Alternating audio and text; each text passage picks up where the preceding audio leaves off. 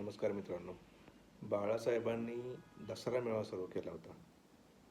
तर तो का केला होता? त्याचं कारण काय होतं? हे आजपर्यंत कोणाला कळलेलं नाही.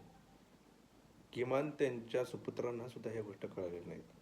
दसरा मेळाव्याचा अर्थ असा होतो की सीमोल्लंघन. सीमोल्लंघन म्हणजे आजपासून आपण काहीतरी नवीन सुरुवात करणार आहे.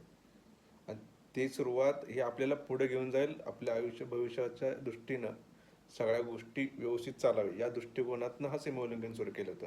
आणि बाळासाहेबांनी ज्या त्या वेळेला प्रत्येक गोष्ट ही सीमोल्लंघन दसरा मेळाव्यामध्ये जी ती गोष्ट जेव्हा जेव्हा सांगितली ती गोष्ट त्यांनी तंतोतंत पाळली गेलेली आहे. पण सन्माननीय उद्धव बाळासाहेब ठाकरे यांनी जेव्हा जेव्हा दसरा मेळावा घेतला आहे त्या दसरा मेळाव्यामध्ये त्यांनी सीमोल्लंघन म्हणजे काहीही असं कोणतीही गोष्ट सांगितलेली नाही आहे टोमणेबाजीशिवाय, की जी महाराष्ट्राला दिशा दाखवेल किंवा शिवसेनेची बाळासाहेबांची शिवसेना ही कशा पद्धतीने पुढे जाणार आहे याबद्दल त्यांनी कधीच सांगितलेलं नाही.